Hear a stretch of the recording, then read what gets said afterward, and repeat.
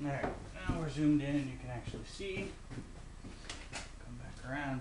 It's still just free floating, just a chisel. I haven't changed anything yet.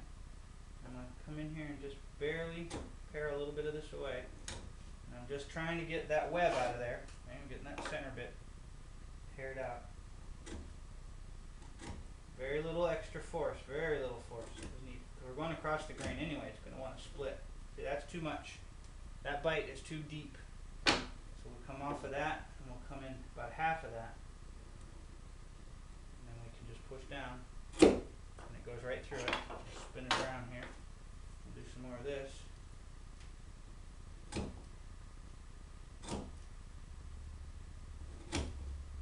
Just get it kind of shaped. You notice I'm leading with a point and the edge is kind of going in diagonally because that'll shear a little better and it'll make it easier to push. See there?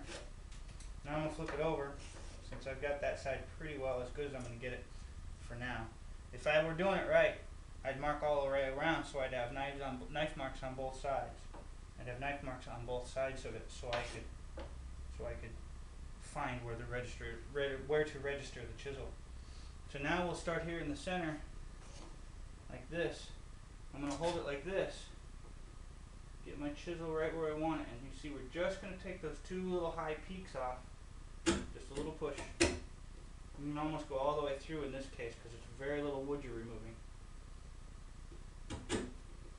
You see how we took that little bit off. And we just work our way back. Lead with our corner. Lead with our corner. Just keep on doing this. You get a coping saw? I wonder if you have a coping saw. If you have a coping saw, the rest of this can be done even more squarely with roughing out. You see we got a little bit of a split going on here. We want to use that to our advantage so we can get closer to this line that we want and to this line that we want. So we'll just kind of keep that split happening. Keep going in back behind it, and then eventually we'll be over here and we'll be able to come in from this side. This is where having two sets of chisels or two different chisels helps. Is you can come in there with a smaller chisel, and I'm going to go get one.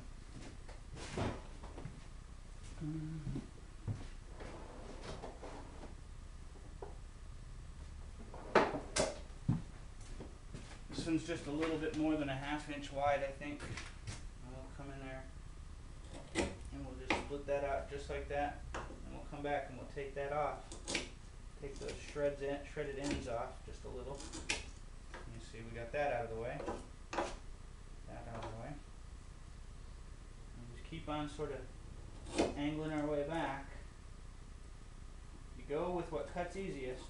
And I may blow out a little bit back here because I didn't mark it, but what you can do there is you can sort of go this and stop. Don't go any deeper than that. You see how we stopped kind of halfway in? Just keep going that way. Like that. That's too big a bite right there. You see, I'm full width. Oops, that's too big of a bite right there. I'm full width on the chisel and it's deep. It's not going to cut. I'm not going to be able to push that. If you try to hammer that, you're going to split. So you switch your angle just a little bit. Flatten that out a little more. And we just keep on nibbling. And I'm going to half depth now, just to show you how you should do it. And eventually you'll make a little shelf there, and each of your cuts will sort of stop, because they'll hit such a deep cut there that you won't be able to do it. You won't be able to go past it.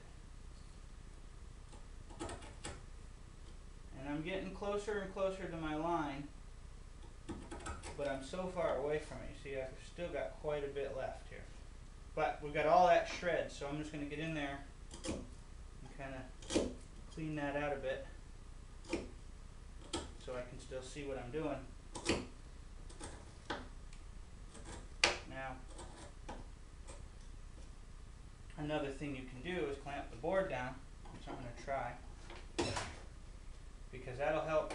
You can't move it around as much, obviously, because it's clamped down, but you can move around a little bit. But this actually buys you a ton of leverage. You can push down pretty good on it that way. And I'm just going to get real close. See, there's a split right there. I don't know if you can pick that out. Let me check there. Yeah, you can see that split, right? Ooh, that's up there. Right up there on that edge. That doesn't work very well, does it? Let's try a pencil. You can see right here, there's a little dark line in that. And that's the wood's going to split out there if I get too aggressive. So you stop, you back it right out. Come back the other way at a slight angle and just kind of trim off and shave those little edges. And work your way towards that side. Now, you'll see here in just a second, I'll show you what I've got. I'm almost to my line. I'm not there yet. I still got a little over a 30-second left before I'm there. So I'm leaving that for now because I don't need to go to my line until the very end. I want to have some room in case I screw up. Now, here's a spot where pounding comes in sometimes handy, but you see I'm going to just pare back on this end grain. I don't know if you can see how thick of a shaving I'm getting here, but it's about a little over half of a 30-second. Very little. And I'm just pushing straight down. Real easy. And I'm still bottoming out on that shelf about halfway into the hole. And I just keep on doing that. Don't do what I just did there. It didn't split, but what I did is I levered. I went down and then I went like this. Don't ever do that. That's terrible for these chisels. The only time you can lever is if it's a Mortise chisel, which is much fatter. And you just, see, there's too thick. That's too much of a cut. I have to cut that about in half. And now I can go straight down. And it'll just slice. So you keep on at it. You keep on doing this. You just keep on going until you get very close to your line.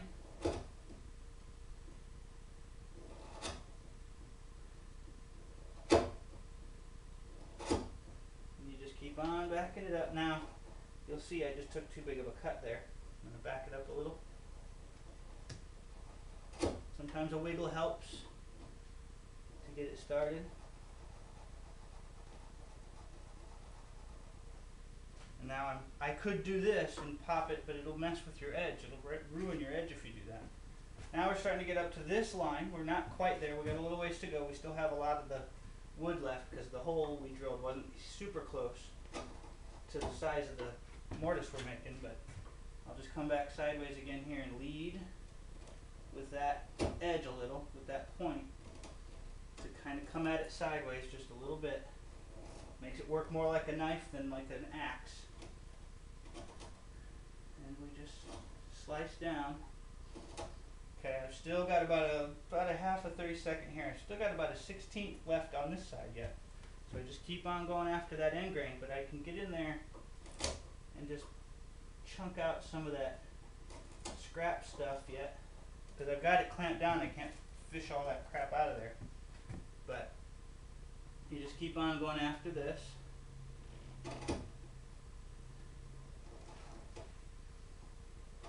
And I'm taking very little thin shavings now because I'm using the full width of that chisel. So I need all the leverage I can get, so I'm going to take as little as possible and just wiggle it down. Now you could pull out a mallet, but even then you still take very thin passes. And you notice it's fine because I'm on end grain. If I were like this, I'd just be driving a wedge. You don't want to do that. So now you've got like this, and I'm just going to keep going after this. Yeah, that's just too deep. That's too deep. I don't need to do that hard. I've still got a little bit of shaving left here. There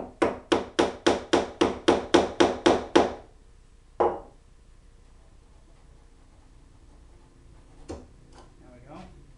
And we've got, a quarter of our hole done on this side. We're almost to the line here and to here. We almost have that corner done.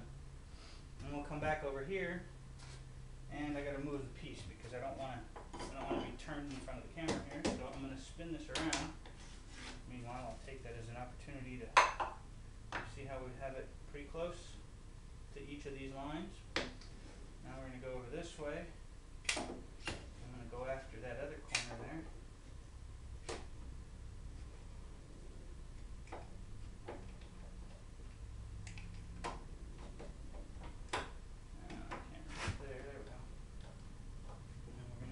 This corner here, do it with end grain cuts because those don't split the wood in half. They just push against the long grain. And you just keep pushing back on it. And this is, I got to take a slight thin cut here because it's end grain, it doesn't cut easily. But you can take it a little thicker because it's not the full width of the chisel yet. So it's very little resistance being met. Ah, see, that's too big of a bite. Can't push into that, it's a bit hard to push into. You gotta be careful with that because you could split on the other side if you fall all the way through. And right now I am going all the way down. I don't have that little shelf on this side to back it up. Now we got a full width, so I'm gonna come back. And that's far enough. I don't want to go any further than that because it's starting to get thicker down there. Cut that in half. And then I come down on it.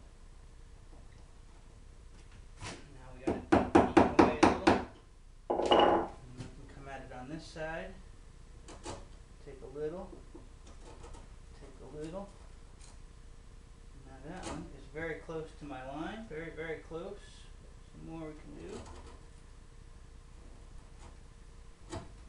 And we still have quite a bit left here yet, so we'll come back after that, get rid of some of that waste.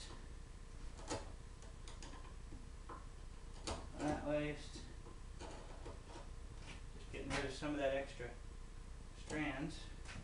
You can take this leading again with that point, and we can take a shear, and we can do it again here with that shelf a little lower so I have more than halfway the depth. And we just keep doing it, taking very little bites.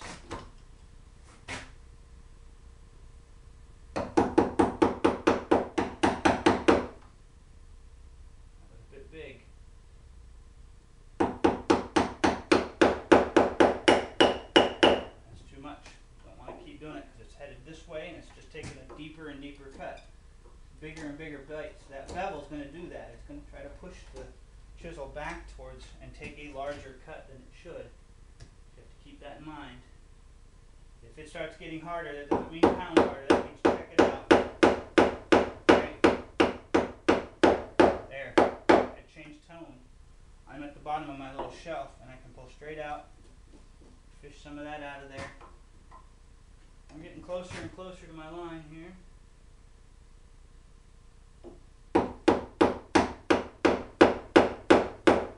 There, just change tone again. Close to my line, I can push some of that out of the way. Try not to wedge, try not to pry with these chisels. They're not made for prying. I'm going to come back out from that edge and just come down a little on it. Drop my shelf a little bit further. Too far. Okay, now we're about half through on this side. We're about halfway to our line. Get that out of there. Get that out of there. Get that shelf dropped so I can just pop right through when I flip it over. That'll do us half of the line.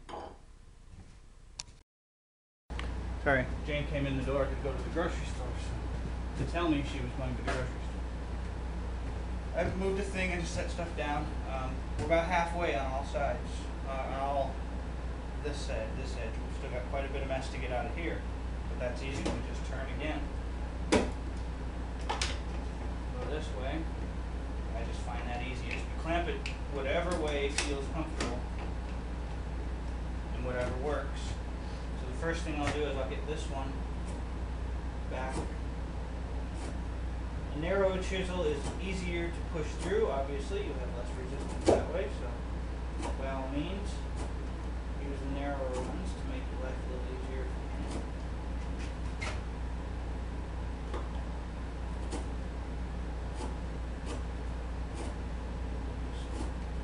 away to get close to our line. I'm trying to get this operation, since I'm working along the grain like this, try to cut as wide as you can, because that's less end grain you have to cut coming the other way.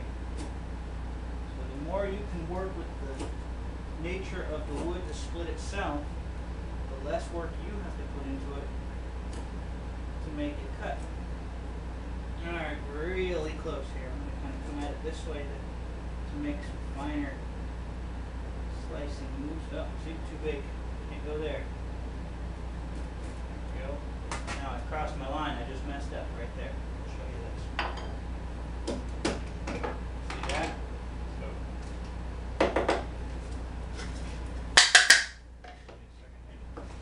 Look in there. See how I just crossed my line? You can see if the camera can see that. Yeah, you can kind of see that on the right. This was because I got in a bit of a hurry and I just passed my line. I think I can work with that. I think I can live with it. It didn't hurt anything too bad. But now, from now on, I got to know I can't trust that line. I have to be more careful now. I just have to keep in mind that I've just messed that line up, so I can't rely on that edge to be a reference line. The good news is I didn't cross it very far. So I can come back at it this way a little, slice that extra bit off, and just don't go past it anymore, because you don't have anywhere to go there. Now we'll just keep going after this edge, trying to get this side to come off. There we go. There. Come this way some. Might have been a bit big. There we go. Now we have our little shelf. Now all we have to do is cut some of this out of our way. Getting a little close to my line here though. Back that off a bit. Make a little shelf. Cut to that shelf. Just gently splitting it out. I'm staying. When I'm up against an edge like this, you see I'm staying away from my line. My line is right there. I'm a little far from it. Mostly because if I screw up, I still have my line. And because I want to leave this line there for when I pair the final width. You never go to final width until you've got all of your roughing done. You just take little tiny nibbles. Just hit our shelf. Come back. A little more, hit our shell. No, too big of a bite. Very light tapping. I'm going to get some of that back, because I've got a bit of a ramp at the moment, because I keep headed this way. Keep going this way when I chisel instead of straight down. And it's partially because I'm trying to combat the wedging attempt to push it back, but also just because I'm human and it doesn't have to be straight. Here we're roughing, so just take little bites just like this. Just keep on having at it. A little too much of a bite there. A little wiggle can help.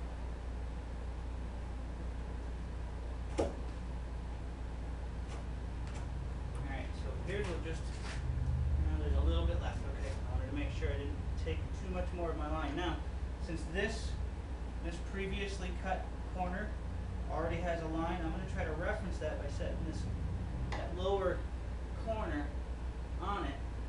That'll help me register it so that when I push down, you see I get much closer to it in just a few small passes. It's almost perfectly parallel with it. That'll come in handy later when you're cutting this to final width. You're doing that last little bit of cutting. Now we'll take some more of this split out. And that's it for this corner for now. Almost got that corner done. Now I want to do this corner.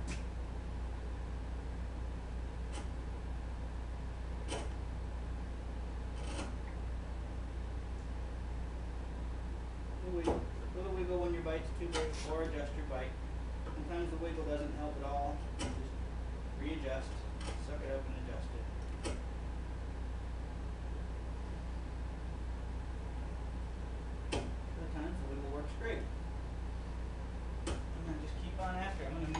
brushed against when I'm standing in the camera. Almost there. This is that corner we're at, yeah.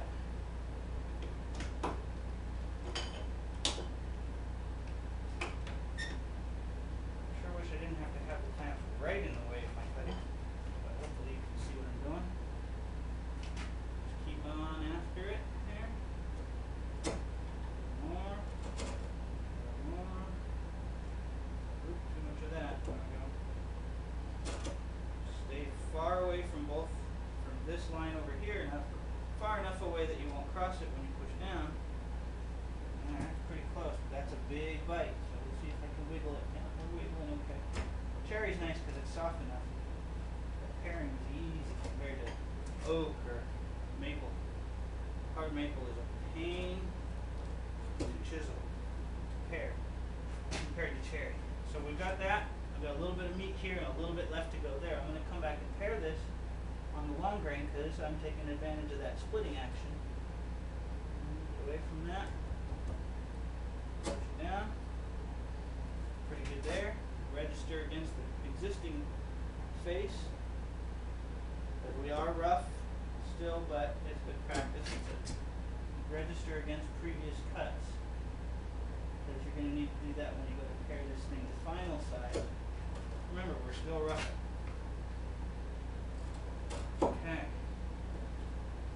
That's it for this side. We do the same thing on the other side. We got a little extra line here. Take some of that. Get a little closer to this line. Without splitting too far past it, because my grain's kind of running this way just a little bit. I want to make sure I don't go too far past that. With the grain running this way a little bit, it's going to want to split away into your line. If you go at it that direction. If you come at it this direction, you're going right up the hill, and it works out great. Alright. So, rather than bore you with me screwing up the other side of this, I'm going to pause, get everything else, get it roughed in on both sides, and I'll be back. Alright, so now, we've got it pretty well squared up. Pretty close. We're still a little ways away from our line. The first thing we'll do when we're paring, we'll do that same sort of light, gentle tap, but now it's almost like we're planing. We want to take super light cuts across the grain here to get it squared up and smooth and nice and even so it looks good and so it's as straight as you can get so it does the job it's supposed to.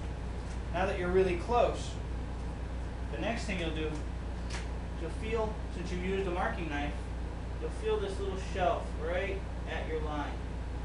And in this one I went a little bit far, but you can still get in there. You just set it right there in the line. That is where you cut. This is when you start to hit your line, when you're that close. When you're literally, I don't even know you can measure that. It's like a 64th of an inch. It's a very, very, very slim cut. And with this one, I'll tap because I actually get more finesse from tapping than I do from pushing. So I'm going to hold it there, right there, and just, that got me started. And I moved, and I screwed myself up. So we're going to spin around, see what I did to the other side. That's because I looked up while I was talking. We'll start this one again, and maybe I can get a better view for you. Alright, so if you see, we've got our little shelf that was left by our marking line. And this one needs a little shaving yet. Down below. Otherwise, when we're trying to be gentle and finesse it, we might actually start taking a deeper cut than we'd like. So that's why it's important to get this kind of square and fairly smooth, because it will help you in the end. Notice also, not a lot of crushed fibers there. That's a sign of a sharp chisel. Okay, now we've got it close. Now you just barely touch it. Yeah, we're already getting a shaving. I can feel it moving down on us. And that is right on the line. There is no inaccuracy at all. You're right where you put your mark. So as long as your mark's where it goes, your cut's where it goes. This side here.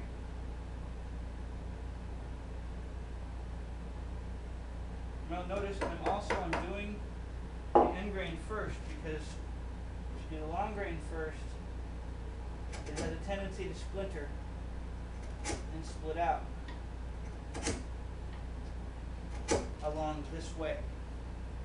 So now I can just come after that. So this one I like to get down and close, and I'm actually pairing right up to my knife mark, and my knife mark is actually my guide that I'm done, because it'll come off in an odd shading. It's a little different than uncut grain, because it'll come off with like a little sliver at the top, which will tell you you've hit your knife line. So you got this little shelf right here, and then I can just pair. Just very gently wiggle side to side until you get it started. Now you can see I'm started. I hope you can see that. There's a little shaving coming off. Now I just stay square and keep doing that. Then I can get in there and just plane away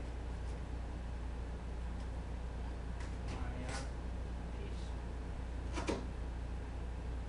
I don't know. I think I started 20 minutes ago. Almost done. Sort of screwing up there just a little bit. I'm almost done. Just plane it away like this. Get these nice little curly shavings that come off. Be aware though, in this case, the grain is just barely headed this way. It's headed across the hole in this way, but it's really very shallow. What that means is if I split, it's going to want to dig away instead of out or in. So if we were going this way, it would peel under. So you have to be very gentle. That's why this shearing at an angle cut is very helpful. I'm taking a big cut here because it's not very square. But once I get that, then I can come back vertical and get those little edges nice and smooth. And at this point, you'll get the peg, the thing that's going in this hole, your tenon, in the case of your marking gauge, your bar for your marking gauge, and you start checking to see if it fits. And only take wood away where it doesn't fit. So you'll have a board that just tries to go in there. I didn't happen to pick a dimension that would fit the board that I have, so I'm not going to demonstrate that bit. But now that you're very close, I mean, you may still have a smidgen of your line left at this time. Get that finger in there. There we go. And now you have a hole in your board. Nice square tenon, or mortise, square mortise. And I have a little bit of split on the back because I didn't mark it. If I'd have marked it, the back would be just about as clean. But you get kind of the idea how you do them.